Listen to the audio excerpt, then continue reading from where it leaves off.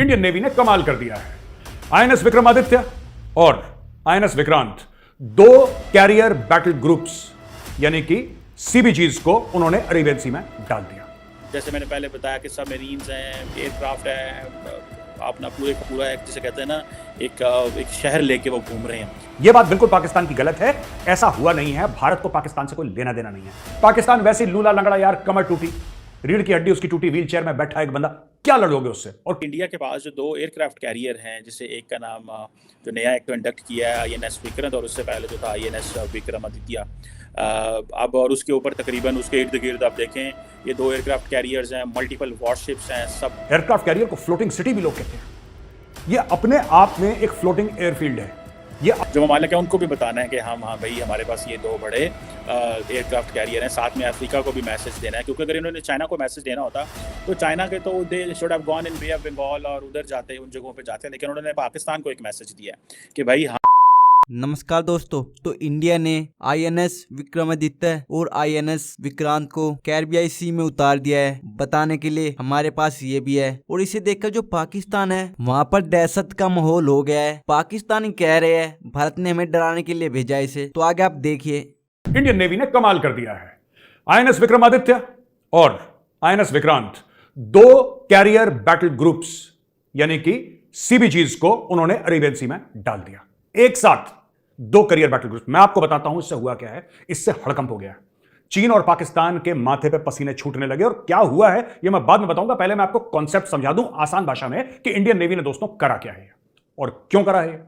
सबसे पहली बात, जब एयरक्राफ्ट कैरियर चलता है, विक्रमादित्य हो विक्रांत हो, जब ये चलते हैं तो अकेले नहीं चलते। एक कैरियर बैटल ग्रुप यानी कि उसके नीचे पानी के नीचे सबमरीन होती है, राइट, हवाई जहाज होते हैं ऊपर, एयरक्राफ्ट कैरियर के ऊपर हवाई जहाज होते हैं और फाइटर हेलीकॉप्टर्स होते हैं, ट्रांसपोर्ट हेलीकॉप्टर्स होते हैं, आसपास डिस्ट्रॉयर्स होते हैं, फ्रिगेट्स होते हैं। यानी कि जब एयरक्राफ्ट कैरियर चलता है तो भाई साहब पूरा गाजे बाजे के साथ चलता है। एयरक्राफ्ट कैरियर को फ्लोटिंग सिटी भी लोग कहते हैं। यह अपने आप में एक फ्लोटिंग एयरफील्ड है। यह अपने आप में एक लड़ाई का, एक युद्ध का, एक अपने आप में एक पूरा सा प्रोग्राम है। और भारत ने दो ऐसे प्रोग्राम लॉन्च कर दिए। क्या हुआ, अरेबियन सी में करा इसको। अब कमांडर विवेक मडवाल हैं, स्पोक्स पर्सन इंडियन नेवी, वो क्या कह रहे हैं मैं आपको थोड़ी देर में बताऊंगा, लेकिन सबसे पहले मैं आपको यह बता दूं कि इसका कारण क्या है। पाकिस्तान अलग से उछल रहा है। अरे साहब, यहां पे तो हमारा दुश्मनी भारत है और भारत के साथ ही हमारी दुश्मनी है, वरना भारत किसको लेके करता। सोचिए, किसको लेके करता भारत। क्या भारत ने यह ईरान को डराने के लिए करा है? नहीं, ईरान के साथ तो उसके रिश्ते बड़े अच्छे हैं। क्या भारत ने ओमान को डराने के लिए करा है? नहीं, ओमान के साथ भी उसके रिश्ते अच्छे हैं। फिर और गल्फ कंट्रीज को डराने के लिए करा है? बिल्कुल नहीं, सबके साथ रिश्ते अच्छे हैं। हमारे साथ तो रिश्ते खराब हैं।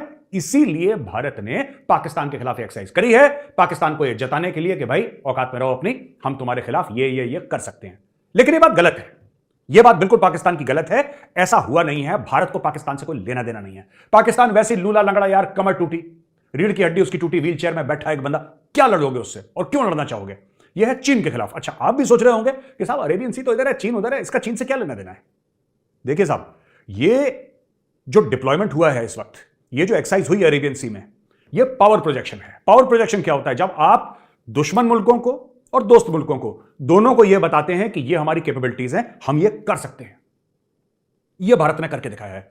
अब इस सवाल का जवाब कि भाई साहब चीन तो कहीं और है, चीन आपके ईस्ट में है, आप वेस्ट में क्या गेम खेल रहे हैं? वेस्ट में ये गेम खेल रहे हैं साहब कि at a time Indian Ocean region में, जिसको आईओआर कहते हैं। आप कभी भी इंडियन नेवी वालों से बात करिए, they talk about IOR, Indian Ocean region. उनकी लैंग्वेज में ही आईओआर निकलता है। आईओआर और खासतौर से अरेबियन सी का जो एरिया है, उस पूरे एरिया में 8 से लेकर 10 जहाज चाइना के घूमते रहते हैं। और कहीं ना कहीं यह प्रेशर डालना चाइना के ऊपर जरूरी है कि हमारे पास भी कैपेबिलिटी है। ये पाकिस्तानी फ्री में उछल रहे हैं। जैसे पॉपकॉर्न को आपने देखा है, वो नहीं रेडी में वो उसके बड़े से कढ़ाई के अंदर रेत डाल के फिर वो कॉर्न डालता है, वो पॉपकॉर्न बन के उछलता है हवा में। ये पाकिस्तानी उछल रहे हैं। पाकिस्तान के पास ढंग की 4 फिशिंग बोट नहीं है यार। ये क्यों उछल रहे हैं कि हमारे खिलाफ, हमें पाकिस्तान के खिलाफ करने की जरूरत नहीं। ये जो एक्सरसाइज है, ये चाइना को बताने के लिए कि भाई साहब ऐसा है, बी वेल प्रिपेयर्ड, हम लोग आ रहे हैं वहां पे और ये एरिया हमारा है, ये हमारे घर का बरामदा एक किस्म से। कि इंडिया ने आप समझे कि एक बहुत बड़ी एक डेमोन्स्ट्रेशन की है अपनी, और वो ये किया है कि इंडिया के पास जो 2 एयरक्राफ्ट कैरियर हैं, जिससे एक का नाम जो नया एक तो इंडक्ट किया है आईएनएस विक्रांत, और उससे पहले जो था आईएनएस विक्रमादित्य।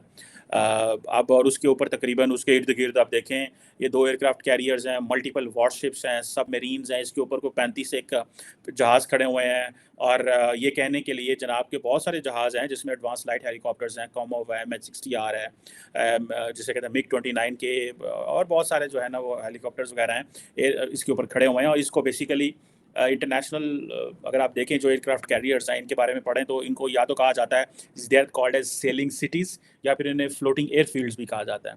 सो प्राइमरीली इंडियन समझते हैं कि ये फ्लोटिंग एयरफील्ड्स हैं, लेकिन ये सेलिंग ये इतने बड़े होते हैं कि इनके इर्द गिर्द सिर्फ एयरक्राफ्ट कैरियर है वो अकेले मूव नहीं करता, उसके साथ बहुत सारी सबमरीन्स, शिप्स और बहुत कुछ होता है। उसके ऊपर भी ज़ाहिर बात है बहुत जहाज़ होते हैं, सो उसकी बड़ी कैपेसिटी है। लेकिन इन्होंने ये जो 2 एयरक्राफ्ट कैरियर्स हैं ये गए किधर हैं? ठीक है जी, ये अरेबियन सी के अंदर आप अगर देखें तो they have made their ingress, वो पे आए हैं।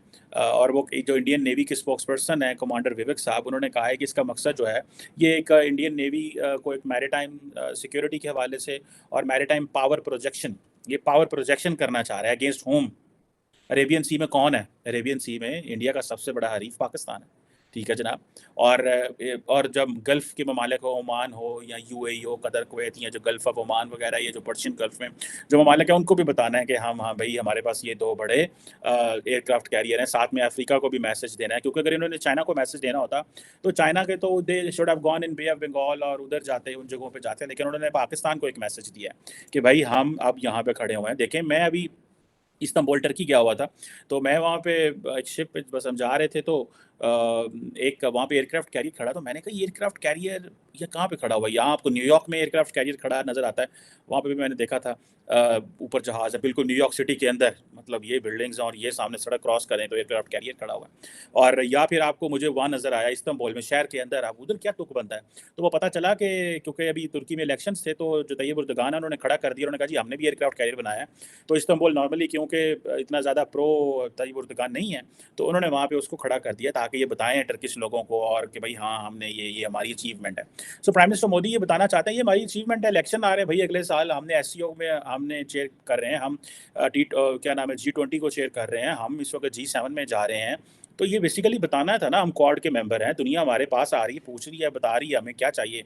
मोदी साहब इंडिया को क्या चाहिए, कौन सी मिलिट्री टेक्नोलॉजी चाहिए, जो जिसे कहते हैं ना एक अभी जो रिसेंटली आए हुए थे यूएस डिफेंस सेक्रेटरी आए हुए थे, तो वो क्या गए हैं एक एम्बिशियस नया रोड मैप हम तैयार कर रहे हैं जिसमें को डेवलपमेंट को प्रोडक्शन हम करेंगे। सो इस तरह की चीज़ें जो हैं वो कर रहे हैं। सो अब ये देखना ये है कि how things are moving and shaping in coming years. अब आप देखें कि वो क्या कह रहे हैं, 2 एयरक्राफ्ट कैरियर हैं और जैसे मैंने पहले बताया कि सबमरीन्स हैं, एयरक्राफ्ट है, अपना पूरे का पूरा एक जिसे कहते हैं ना एक शहर लेके वो घूम रहे हैं अरेबियन सी के अंदर, और वो पाकिस्तान को बता रहे हैं। I won't call this is a China for China, there 2 aims, primarily Pakistan and then it is for the other regional parts, tell them that this is where India stands. तो दोस्तों आपने वीडियो देख ही लिया होगा, आप बताना मुझे कि भारत ने इसे चीन को डराने के लिए भेजा है या पाकिस्तान को डराने के लिए भेजा है, क्योंकि भारत भी बताना चाहता है हमारे पास ये भी है, क्योंकि चाइना भी अपने क्राफ्ट भेजता रहता है। आप लोग मुझे कमेंट में बताना भारत ने इसको चीन को डराने के लिए भेजा है या पाकिस्तान को। तो आज के लिए बस इतना ही, धन्यवाद।